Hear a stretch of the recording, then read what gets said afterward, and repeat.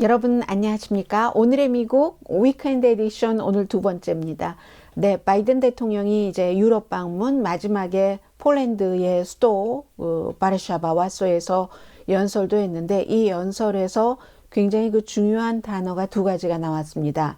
블라디미르 푸틴은 그 자리에 권력에 있어서는 안 된다. 그리고 두 번째는 그는 도살자다, 백정이다, 폭군이다. 이런 얘기를 했습니다. 결국은 이 연설은 지난 수요일에 미국에서 출발을 해서 G7 또 유럽연합, 나토 국가 지도자들을 만나고 마지막으로 우크라이나 마리우폴에서 온 몇몇 난민들도 만난 뒤에 여러 가지를 총체적으로 종합해서 한 연설입니다. 거의 30분 정도의 연설이었는데 맨 마지막 부분에 그는 그 자리에 있어서는 안 된다. 푸틴은 cannot remain in power 라고 얘기를 해서 이게 굉장히 지금 이슈가 되고 있습니다. 대통령이 이 얘기를 그 연설의 맨 마지막에 했는데 어떤 얘기를 했냐면요. 기본적으로 우크라이나를 돕는다. 그리고 우리 그 나토의 땅에 한치라도 원인치라도 푸틴이 어떻게 하면은 가만히 있지 않겠다. 그래서 박수를 굉장히 많이 받았고요. 폴란드 시간으로 저녁이었는데 그 폴란드 대통령궁에서 바깥에서 연설을 했습니다. 마지막에 그리고 처음부터 굉장히 열정적이었는데 뒤에는 조금 보드랍게 연설을 하는 그 부분에 푸틴은 cannot remain in power라고 얘기하신 그 부분을 좀 들어보시겠습니다. 바로 직전에는 우크라이나 국민을 좀 지지하는 여러분들 뭐 희망이 있고 빛이 있고 번영이 있고 하는 그런 내용들 얘기를 잠깐 들어보시고 뒤에 짧게 얘기하고 끝났습니다. Hope and light of decency and dignity of freedom and possibilities. For God's sake, this man cannot remain in power. God bless you all, and may God defend our freedom, and may God protect our troops.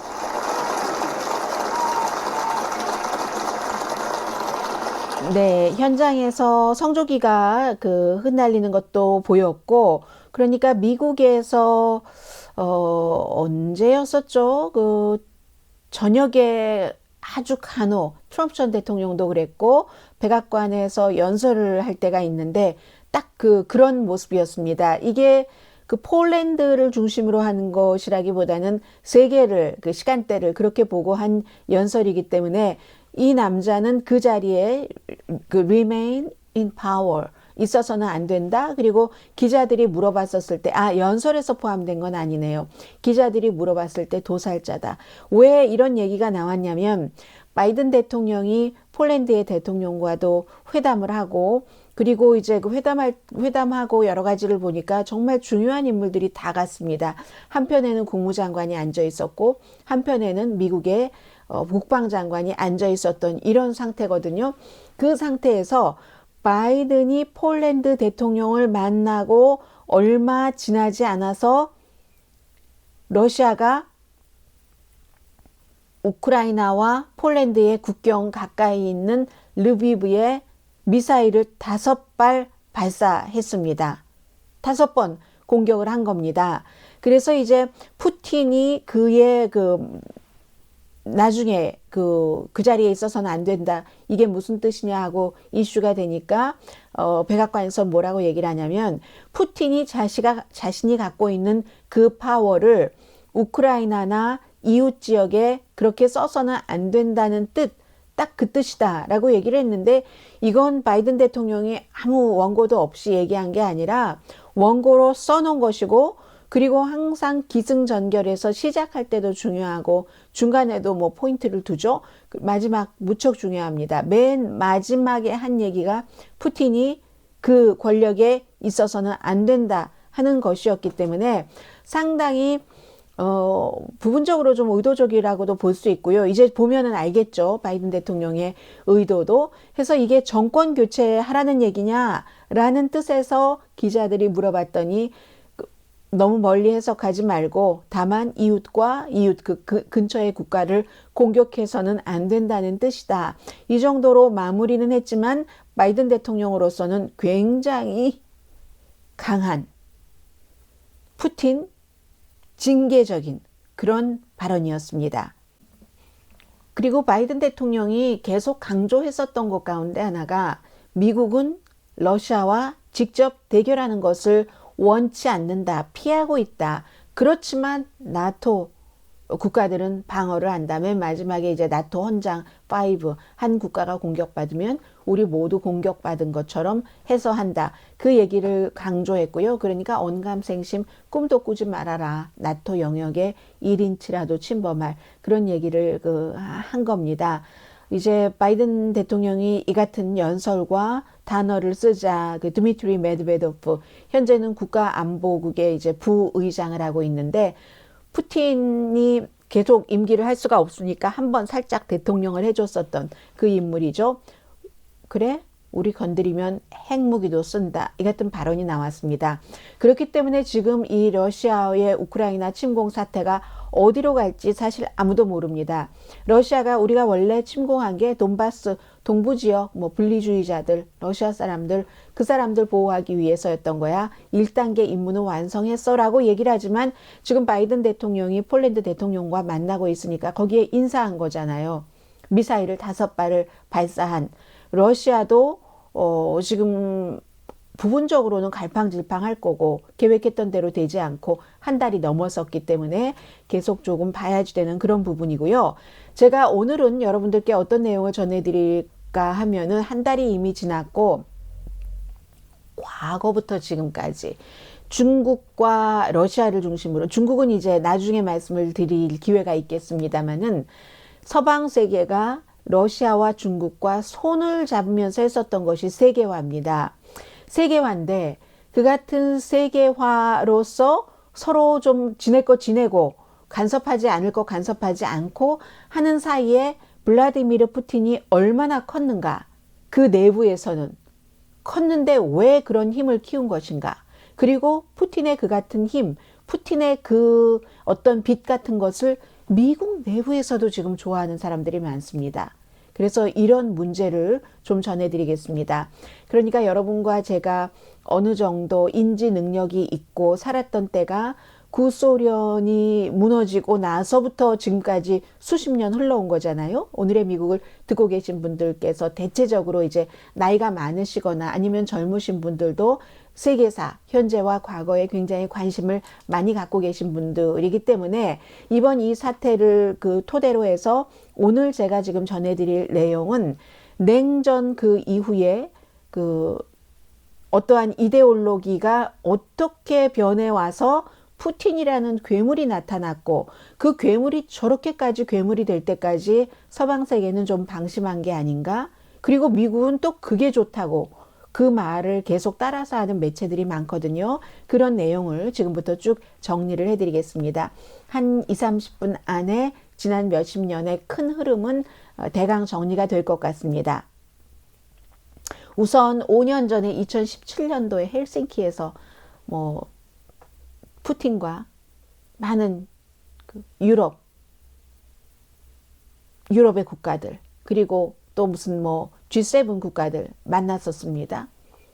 그때 푸틴이 트럼프 전 대통령은 나토를 탈퇴를 한다고 했습니다. 탈퇴를 한다고 실제로 위협도 했고 트럼프 전 대통령의 머릿속에 뭐가 있었냐면은 그 당시에는 그때는 지금도 그렇지만 지금도 그렇게 최근에도 얘기를 했지만 전쟁 시작하고 나서도 얘기를 했지만 이 트럼프 대통령이 생각할 때는 푸틴은 genius, 천재라는 겁니다.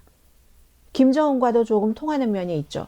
옆에서 아무도 꼼짝 못하고 벌벌 기고 하고 싶은 것 다 하고 권력도 누리고 이 세상의 그 세속의 물질로서 할 수 있는 수백 피트 길이 되는 그런 요트도 갖고 있고 그런데 그래서 이제 부분적으로 푸틴에 대해서 어떤 선망을 하는 그런 부분이 있는데 그에 비해서 이 트럼프 전 대통령은 장사를 해서 돈을 번 사람이잖아요. 부동산 개발을 해서 그것도 아주 하청업자들, 플러머 이런 사람들 돈 다 떼먹어 가면서 그러면서 고소에 이력이 나면서 돈을 번 사람인데 트럼프 대통령이 생각할 때는 뭐 독일은 이런 이유로, 어느 나라는 저런 이유로 나토에 가입돼 있으면서 방위금을 충분히 쓰지 않는데 그 사람들은 러시아에서 싼 값에 에너지를 사다 쓰고 있잖아. 그런데 왜 미국이 방어를 해줘야지 되지? 여기까지가 보통 많은 그 매체에서들 얘기를 해왔던, 우파 매체에서 얘기를 해왔던 것들입니다. 그런데 정말로 트럼프의 머릿속을 뭐 지금 와서 그 당시에도 그랬지만 들여다보면은 결국은 나만 잘 살면 되지. 국제사회에서의 미국의 역할이 무슨 필요가 있어? 그거잖아요. 미국이 세계 질서를 주도할 필요가 없다는 거죠. 돈 낭비하면서. 그런데 그게 사실은 그 전에 지도자들은 바보라서 했나요? 세계가 어차피 흐름에 따라서 같이 살아가야지 되는데 그 같이 살아가야지 되는데 미국의 가치를 통해서 가느냐 러시아의 가치를 통해서 가느냐에 따라서 미국의 건국 이념이 다르고 미국 지도자로서 이런 나라로 만들어가고 싶다는 그게 다 달라지는 건데 그런데 이 장사로서 아주 험하게 돈을 번 트럼프 전 대통령으로서는 왜 내 돈 써가면서 다른 나라에도 양보를 하고 그래야 되지? 이게 가득했던 겁니다. 머릿속에. 지금 만약에 트럼프 전 대통령이 대통령이었다고 해보세요. 우크라이나 사람들 저렇게 숨지는 것 maybe 보고 있었을 확률이 더 많겠죠. 그런데 5년의 세월이 지나서 바이든이 대통령 되고 나서 지금 벨기에 브뤼셀에서 폴란드에 왔어. 그 바르샤바에서 같이 가자는 얘기를 하고 있잖아요. 같이 가자는 얘기를 하고 있고 부분적으로 상당히 또 성공을 하고 있는 것도 사실입니다. 트럼프 전 대통령은 보호무역주의, 돈 조금 쓰고 돈만 많이 벌면 되지 미국이. 그렇지. 우리가 왜 그걸 개입을 해야지 돼. 철학이 없었던 거죠. 미국이 세계 질서를 주도해야지 되는 게 평등, 자유 이런 것에 따라서 세상이 나가는 게 낫다고 판단하는 그런 철학이 없었던 거죠. 그리고 사실 나토에 대해서는 트럼프 전 대통령도 아니 우리만 왜 많이 내 독일은 저만큼밖에 안 돼. 오바마 대통령도 그런 얘기를 수없이 많이 했어요. 나토 분담금 더 내라. 실패했죠. 오바마와 트럼프가 나토 각 국가들 분담금 더 내게 하는 거 실패한 것을 바이든이 해냈다고 말씀드리진 않겠습니다. 바이든 대통령이 코디네이터는 했어요. 훌륭하게. 그렇지만 푸틴이 도와준 거죠. 푸틴이 우크라이나를 침공하면서 뜨거 유럽에서 우리한테도 다시 저렇게 공산국가가 올 수가 있겠네 하면서 올라프 숄츠가 독일의 친러시아당의 소속이고 총리죠. 그 총리도 우리 더 내겠다. 이렇게 나오는 거예요. 심지어 폴란드도. 헝가리가 지금까지 약간 아직까지 뭐 삐딱하고 있습니다만 약간 중도적인 것 같기도 하고 그렇게 하고 있습니다만 그렇게 돼서 푸틴이 도와준 겁니다. 이번에 보니까 국제사회에서 혼자 살아갈 수는 없는 거죠. 푸틴도 나토가 저렇게 하지 않았으면 미국이 저렇게 하지 않았으면 어제 우리의 원래 목표는 우크라이나 다가 아니라 우크라이나 수도가 아니라 돈바스 동부 지역에서 이렇게 말이라도 했겠습니까? 지금 그렇기 때문에 이게 참 중요하다. 냉전 시대에는 구소련과 미국 또 중국과 미국 이런 냉전 시대에는 심플했죠.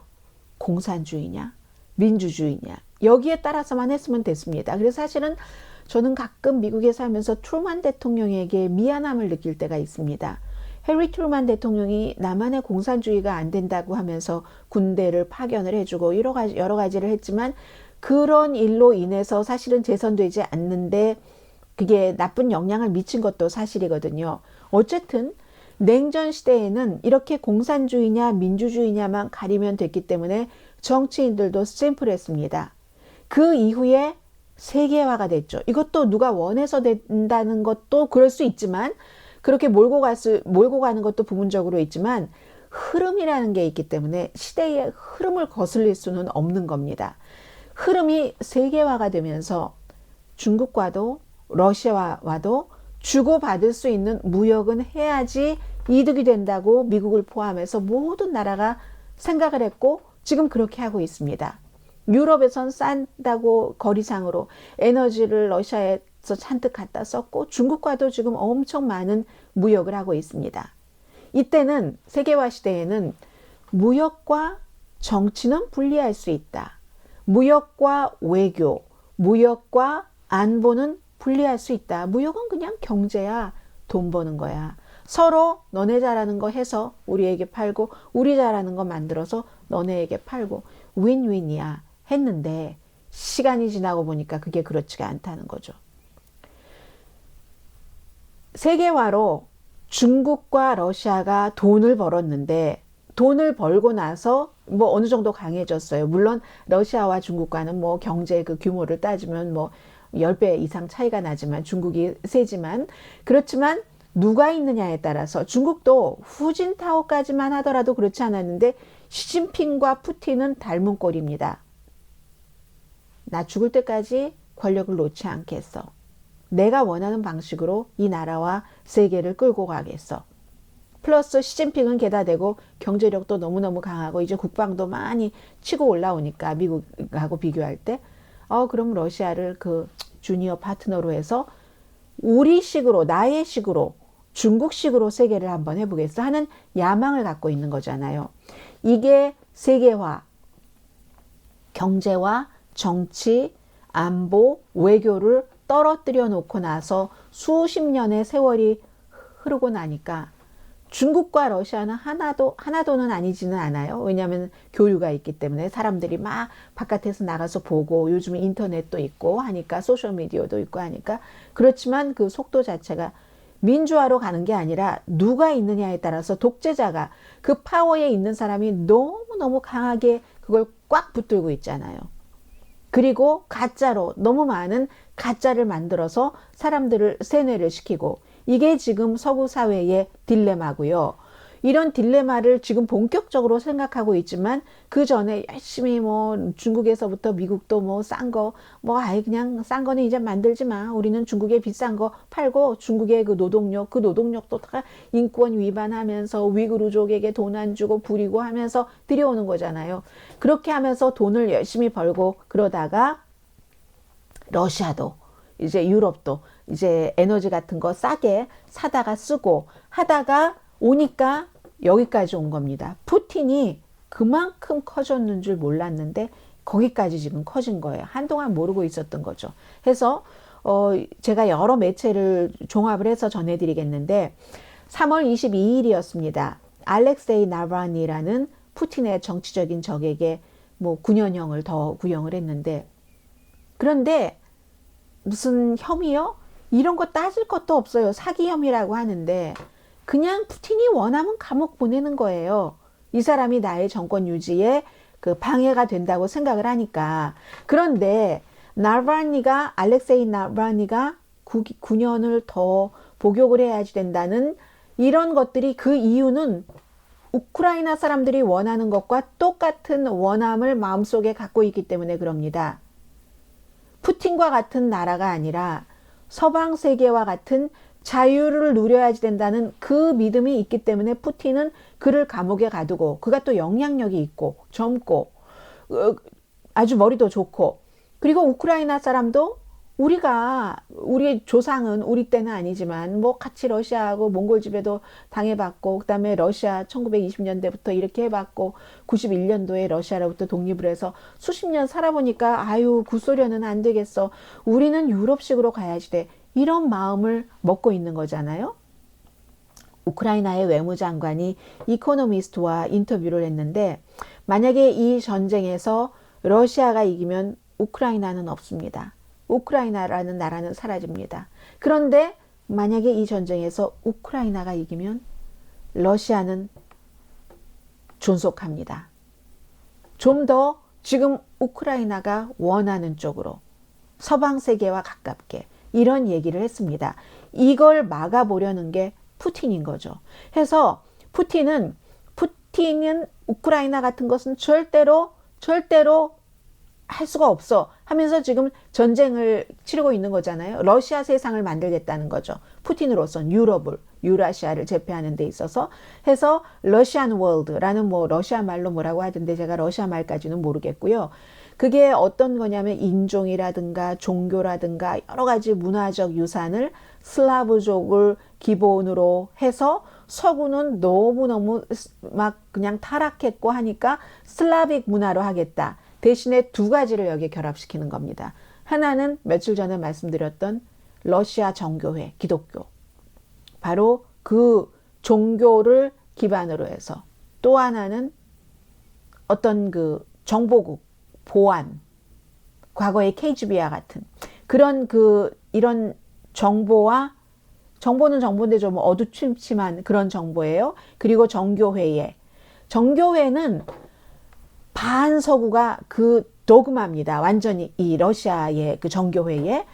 그리고 이제 거기에 좀 민족주의 좀 넣고, 과거에 우리 땅이었으니까 가져가야지 돼. 음모론 넣고, 스탈리즘 넣고 해서 그렇게 되는 거죠. 사이비 종교 전쟁 집단이 됐다는 겁니다. 러시아가.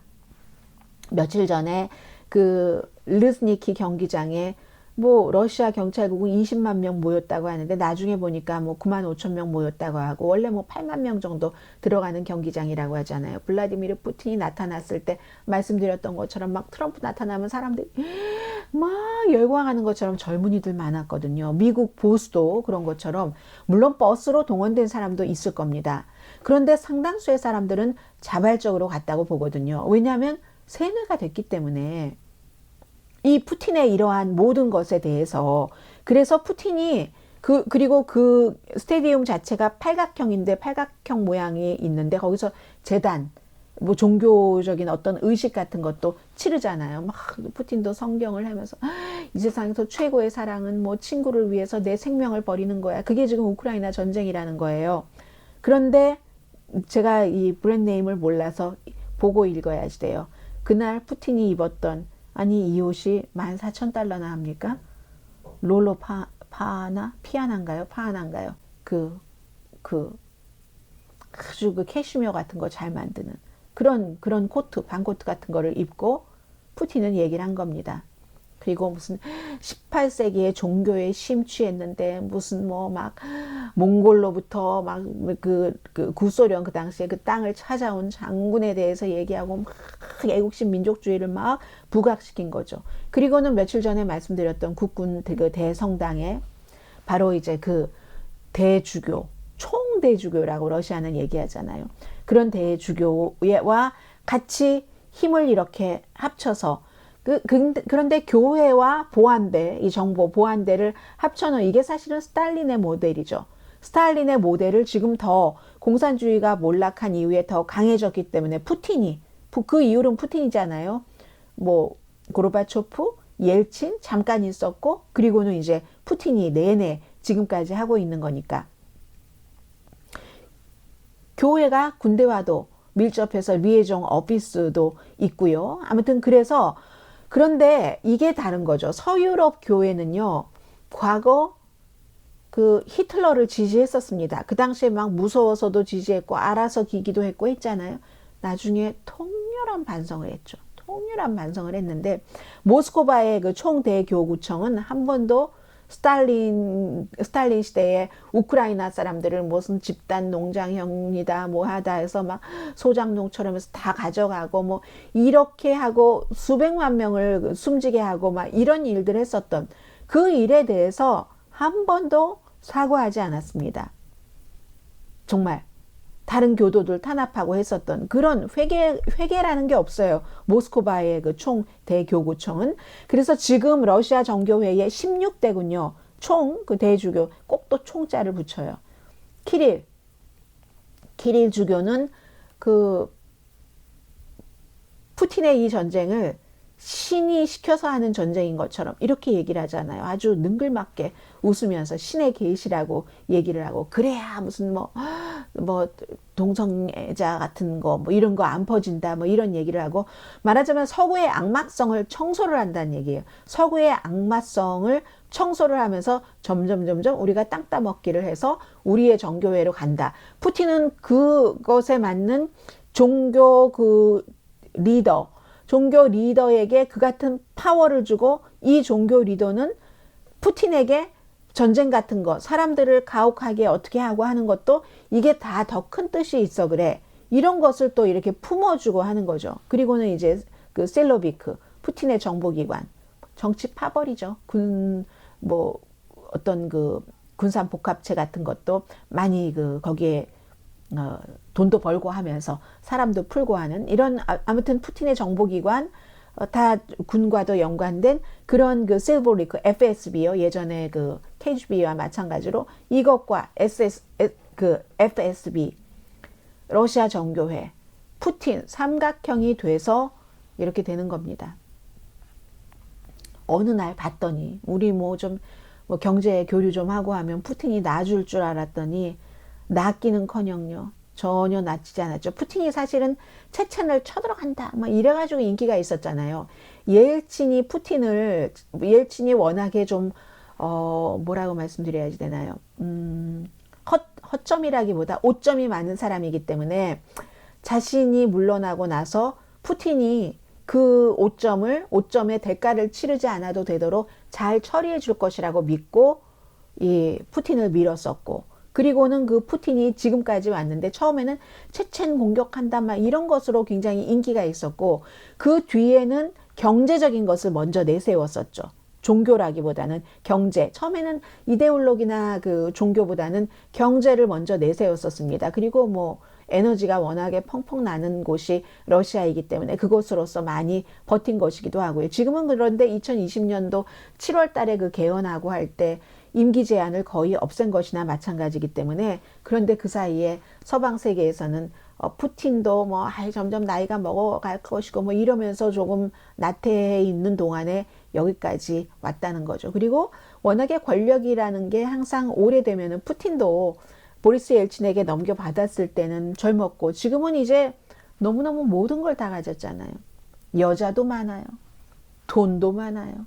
재산도 뭐 세계에서 최고의 부자라나 뭐 이런 얘기도 있잖아요. 거기다가 권력까지 있으니까 내 맘대로 안 될 게 뭐야. 내가 원하는 구소련 시대의 그 구상대로 뭐 치고 뭐 이렇게 하면서 지금 그렇게 돼 있는 거고요.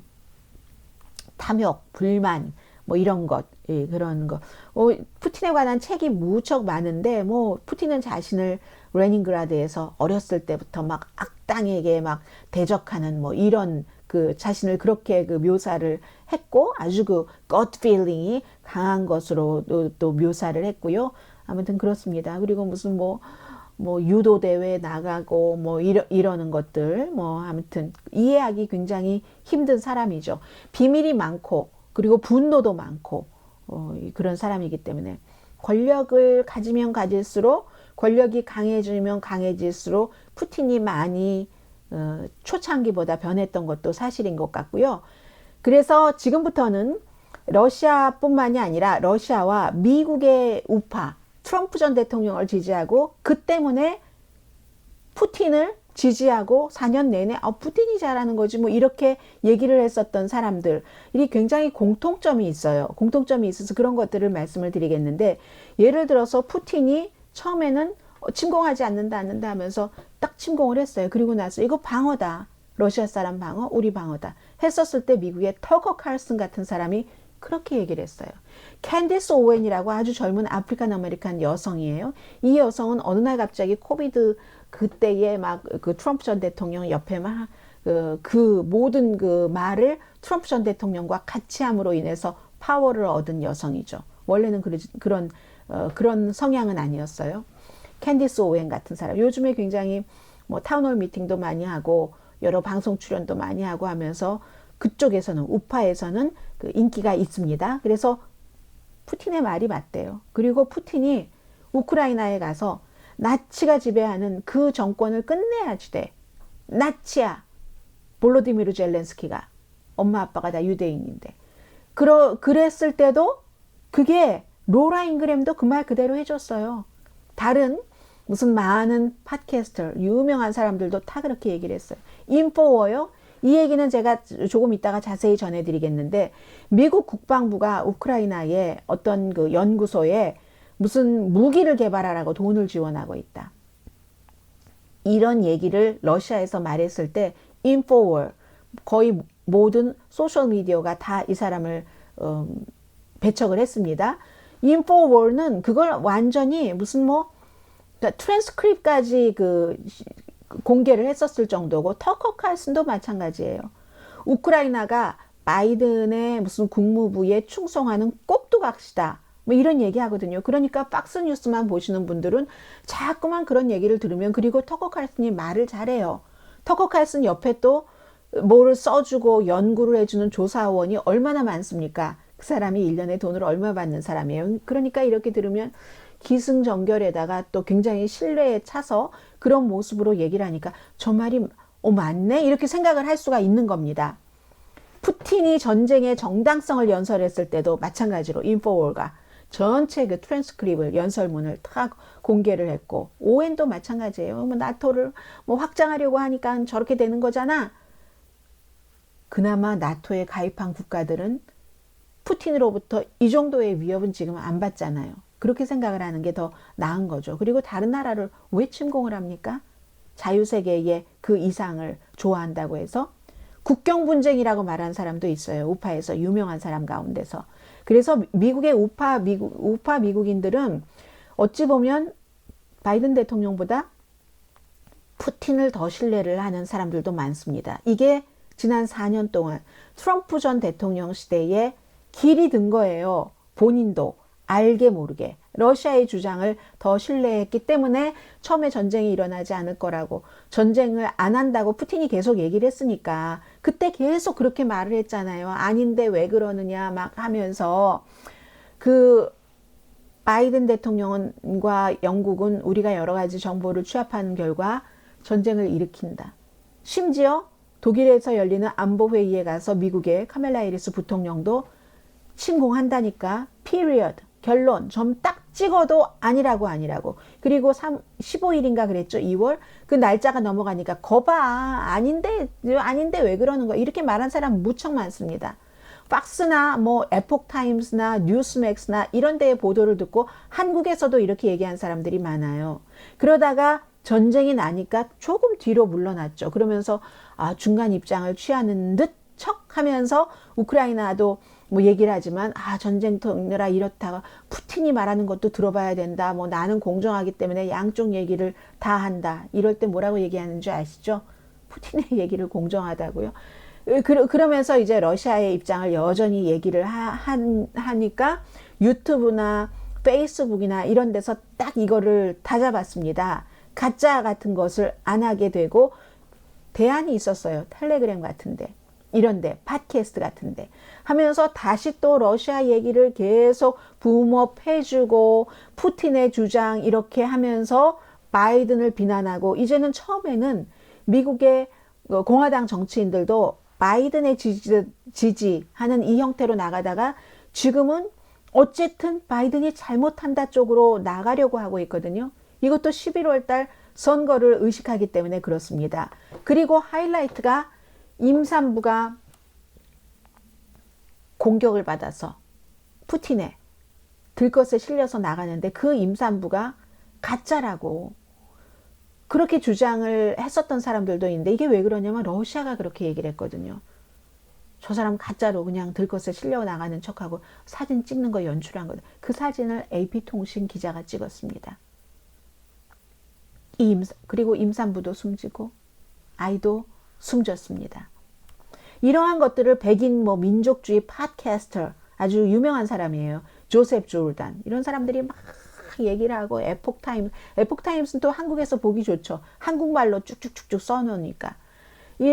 그러니까 이제 그것을 막 얘기를 하죠. 이게 러시아가 한 거라니까요. 이렇게 해서 처음에 트럼프 시대에 나왔던 대안, 현실, 이런 것 있죠. 이게 트럼프 시대의 미국에는 본격화됐지만 러시아에서는 옛날부터 있었던 일이에요. 러시아에서는. 그렇습니다. 아무튼 그래서 우파에 영향을 많이 끼치고 있어요. 지금 그 러시아의 블라디미르 푸틴 그 대통령이. 그리고 이제 그 얘기를 조금 말씀드려야 되겠네요.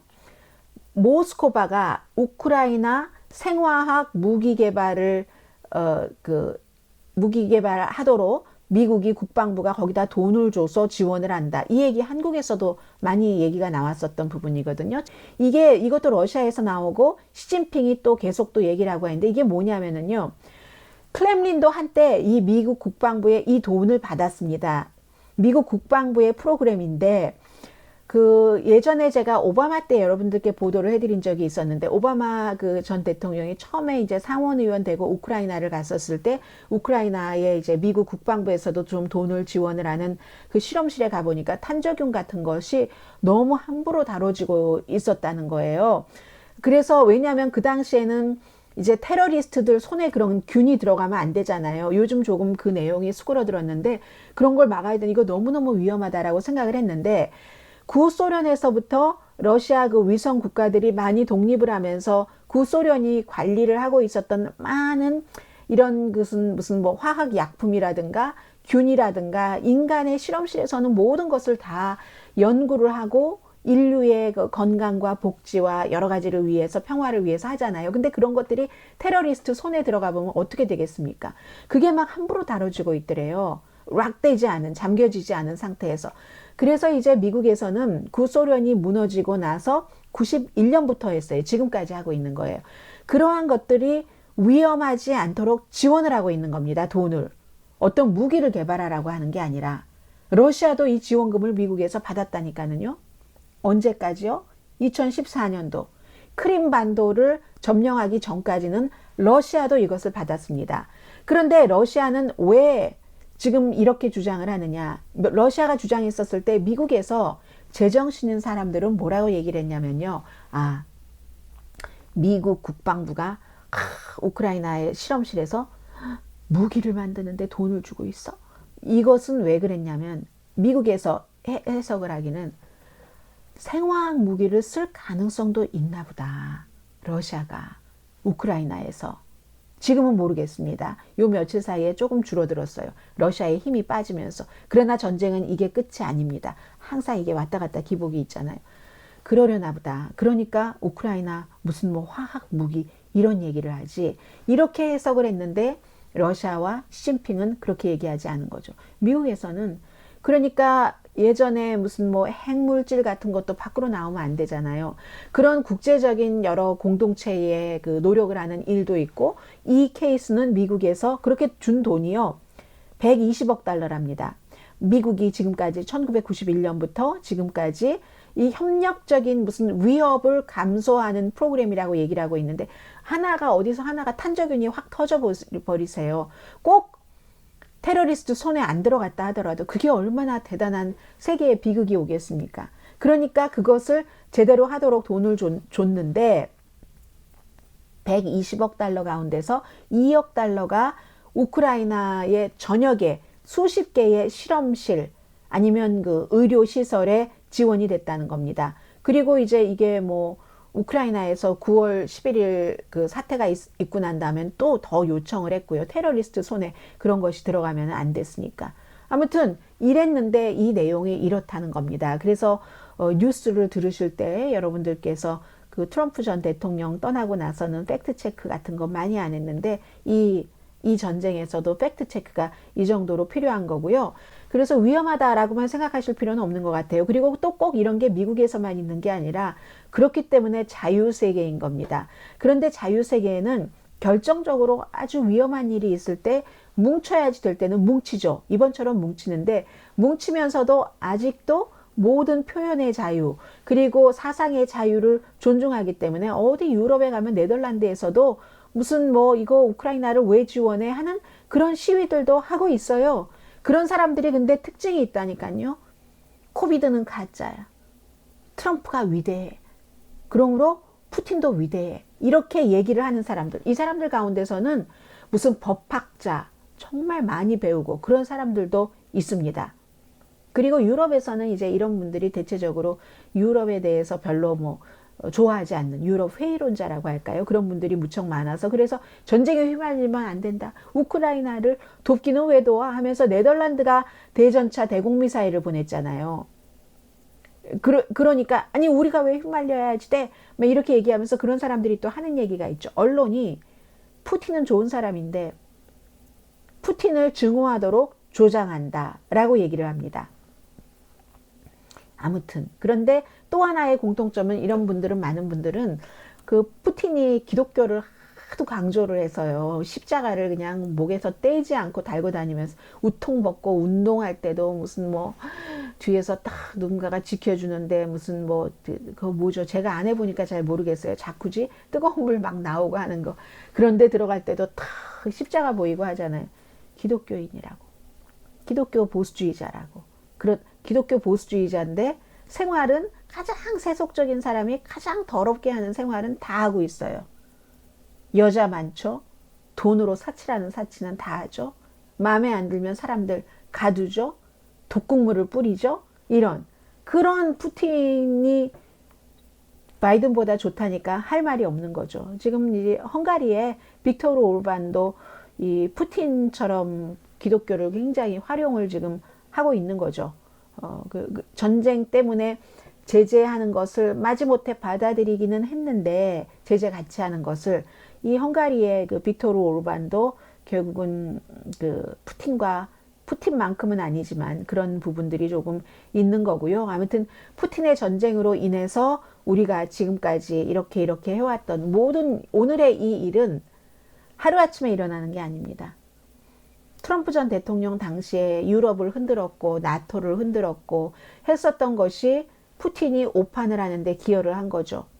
이 정도면은 내가 우크라이나 뭐 크림반도 할 때도 아무렇지도 않았는데 내가 우크라이나를 하나를 덥석 집어먹은들 저 인간들이 우리나라에서 에너지 싸게 사가는데 나를 뭐 어떻게 하겠어? 미국도 어떻게 하겠어? 안 할 거야. 지금 공화당이 센데 공화당이 바이든 이게 완전 오판을 하게 된 거죠. 그리고 이럴 때일수록 앞서 말씀드린 미국의 우파도 있고 또 유럽에서 그냥 우크라이나 전쟁 내버려 두지 우리가 왜 개입을 해야지 돼 하는 사람들도 있지만 중도도 강해집니다. 중도 사람들은 별로 크게 막 말을 하고 어디 가서 막 뭐 처부 쓰고 이런 걸 안 해요. 항상 결정적인 순간에 투표로 답을 하고 그리고 결정적인 순간에 딱 소리를 내죠. 그래서 푸틴의 이 일로 90년대 그때부터 지금까지 이렇게 흘러왔다. 특히 미국의 지난 4년 하면서 저는 희망을 갖고 있습니다. 그리고 또 하나는 이건 그냥 오늘 말씀만 드리겠는데요. 바이든 대통령으로서는 그런 생각을 많이 할 것 같아요.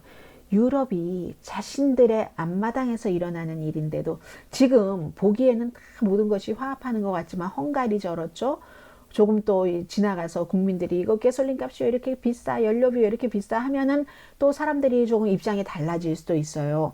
그러면 바이든 대통령으로서는 러시아에 비하면 중국에 비하면 러시아는 정말 아무것도 아닌데 그리고 이러한 것은 미국에서 알만한 사람은 다 아는 거고 힐러리 클린턴도 미국이 정말 지금 위험하게 생각해야 될 것은 러시아가 아니라 중국이라. 이게 워싱턴에서 사실은 커먼 센스입니다. 워싱턴에서의 상식입니다. 그런데 이게 이 정도에서도 이렇게 되면은 이 중국과 나중에 결정적으로 대결을 해야지 될 때는 어떨까 이런 걱정이 바이든 대통령에게 많을 것이라고 생각이 되고요. 어쨌든 어제 우리 1단계 성공했어요. 우크라이나 전체가 아니라 돈바스예요 라고 말한 것으로 보아서는 아직까지는 무슨 뭐 화학무기라든가 무슨 핵무기 말은 하는데 쓸 가능성은 없어 보이기는 합니다만은 계속 주시는 해야지 되고요. 이 같은 내용은 월요일 이제 정규 방송 시간 그때부터 뉴스 그 시점에 맞춰서 전해드리겠고요. 저는 일단 여기서 마치겠습니다. 내일은 한국 밖에서 보는 한국 전해드리겠습니다. 강혜신이었습니다.